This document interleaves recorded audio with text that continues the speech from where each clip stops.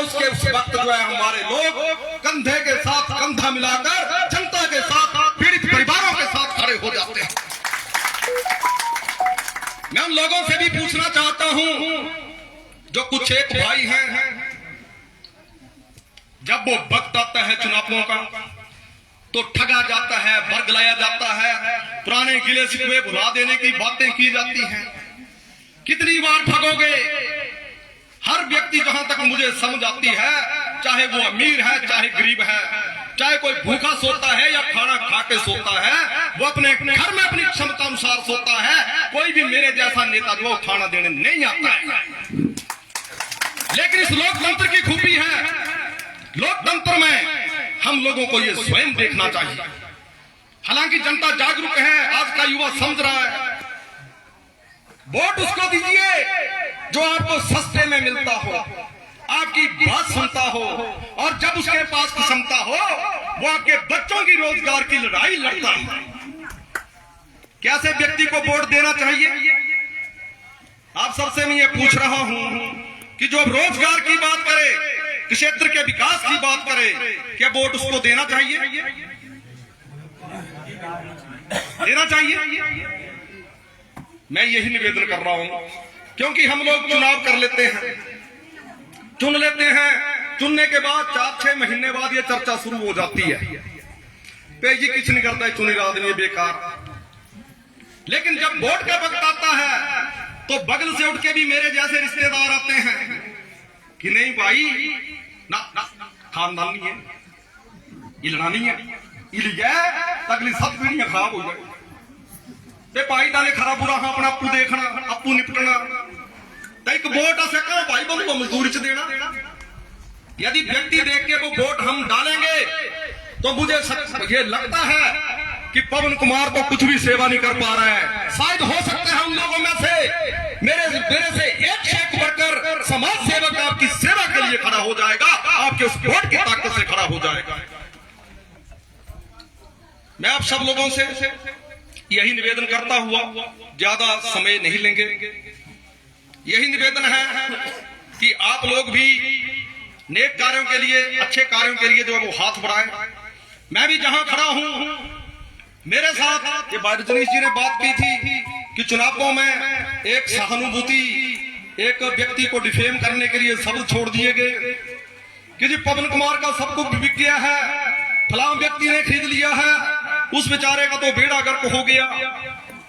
लेकिन मैं आप लोगों को बता देना चाहता हूं, हम लोगों को भी यहां से बता देना चाहता हूं कि जिस व्यक्ति के साथ परम पिता परमेश्वर भोले बाबा खड़ा हो, वह मेरे समाज की भोरंज विधानसभा क्षेत्र की माताएं, भाई बहन, व बुजुर्ग खड़े हो, वो व्यक्ति कभी गरीब नहीं हो सकता है। पवन कुमार के पास जब तक आप क्षेत्र की जनता मेरे साथ है, मेरी ना तो धन कम होने वाला है, ना ही तो मेरी प्रॉपर्टी खत्म होने वाली है, क्योंकि आप सब लोग ही आम जनमानस ही मेरी प्रॉपर्टी है, मेरी धन संपदा है। मैं आप सबका यहां पर धन्यवाद भी करूंगा, क्योंकि आप लोगों ने विकट परिस्थितियों में मेरा साथ दिया है।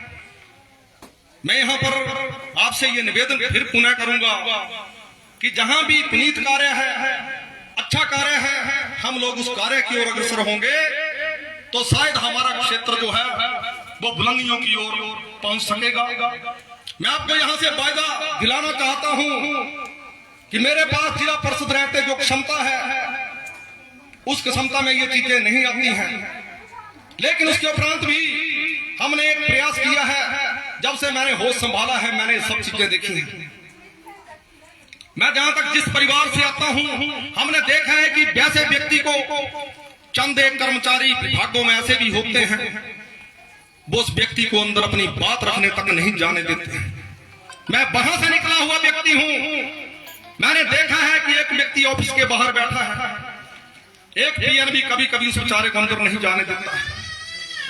तो मुझे जो ताकत बख्शी आप जनता ने वोट देकर, भोले बाबा ने जो सांस दिया, उसके बूते में आप लोगों के लिए, चाहे प्रधानमंत्री हो, चाहे मुख्यमंत्री हो, चाहे हमारे डीसी साहिब हो, कोई भी व्यक्तित्व हो सम्माननीय, मैं उसके पास आप सबकी बात रखने से कभी गुरेज नहीं करता। मुझे यहां भी कहा गया, जब माननीय मुख्यमंत्री सुक्खू जी क्षेत्र में आए, मैं आपको एक मजेदार वाक्य बताता हूं। कुछ एक लोगों ने, जो सरकार सत्ता शासन में बैठे लोग हैं, मुख्यमंत्री को यह सूचना दे दी गई कि पवन कुमार जो है वो आपका घेराव करने वाला है। मुझे मुख्यमंत्री के आने से 3 दिन पहले फोन आना शुरू हो गए, कुछ एक मीडिया बंधुओं के माध्यम से भी, एसपी हमीरपुर के माध्यम से भी, कि पवन जी बताइए क्या कहां क्या है। अंत में तो इतनी बात आ गई, जिस दिन सीएम यहां आए थे, मेरे पास एक बड़े रैंक का अधिकारी पहुंचा कि पवन जी आप मेरे छोटे भाई हैं, बड़ी तमन्ना है आपके साथ चाय पीने की। मैंने बोला जी स्वागत है, वेलकम है आपका, कोई दिक्कत नहीं है। हेलीपैड पे मुख्यमंत्री कंजाण में उतर रहे थे, लेकिन वो मेरे साथ चाय पी रहे थे। मैंने पूछा अधिकारी महोदय बात क्या है? बोला पवन जी सुनने में आया है, कुछ इनपुट्स मिले हैं कि आप जो है वो मुख्यमंत्री को काले झंडे दिखा रहे हैं। मैंने बोला भाई मैं उसको काले झंडे क्यों दिखाऊंगा, वो मेरा भी मुख्यमंत्री है और मैं चुना हुआ व्यक्ति हूं, मैं मर्यादित कार्य क्यों करूंगा। काले झंडे तो तब दिखाए जाएंगे जब जनता के हक के साथ प्रदेश का मुख्यमंत्री नहीं खड़ा होगा। मैं अपनी बात अवश्य रखूंगा, क्षेत्र के पीड़ितों की बात सीएम से जरूर रखूंगा। मुझे धमकियां भी आई और उसके बाद हुआ क्या, जब मैं वहां से उठा तो मेरे पीछे 3-4 लोग पुलिस के लगा दिए गए और वो मेरी गाड़ी की रैकी कर रहे थे कि पवन कुमार कहां जा रहा है।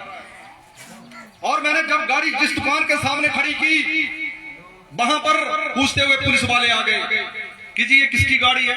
उन बेचारों को क्या पता था जी पवन की है। बोले कहां गया वो? बोला जी हमने तो देखा नहीं। और मैं अंदर दुकान के बैठा हुआ था और मैंने जैसे ही वीडियो उनका बनाना शुरू किया, वो तुरंत गाड़ी में बैठ गए और वहां से फिर वो भाग निकले। आप देखिए किसके लिए हो रहा है, मैं इस क्षेत्र की जनता के लिए तो कर रहा हूं ये सब, लेकिन वहां पर झूठी जानकारी दे दी गई। लेकिन अंत में मैंने घाट बाजार में वहां पर वो काफिला जरूर रोका और वहां से वो सीएम साहब तुरंत जाने की तैयारी में थे। मैंने बोला उनका, मैंने डोर नॉक किया, गाड़ी में बैठ गए थे। मैंने बोला सीएम साहब दरवाजा खोलो। तो हमने जो बात रखी वो क्षेत्र की जनता की रखी।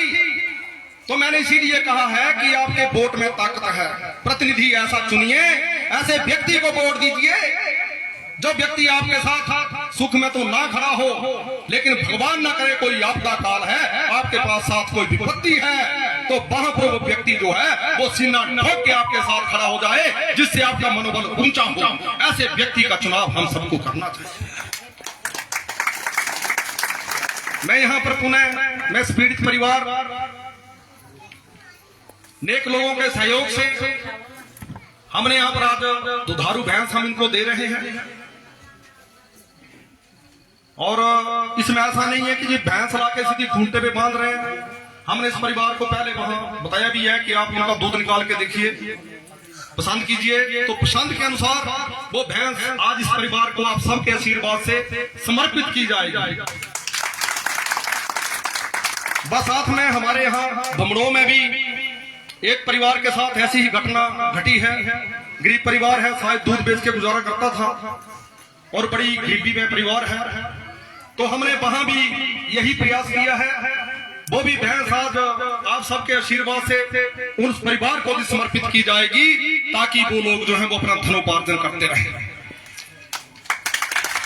आप सब लोगों ने इस अब समय सारा काम का टाइम है, हर तरफ जो है फसल का काम है, खेतों का काम है। आप सब इतनी सारी संख्या में अपना बहुमूल्य समय निकाल कर यहाँ पर आए हैं। मैं दिल की गहराइयों से पुनः आप सब माताओं, बहनों, बुजुर्गों सबका धन्यवाद करता हुआ आप सबको के लिए भोले बाबा से यही प्रार्थना करता हूँ कि आप लोग दिन दुगनी रात चौगनी तरक्की करें।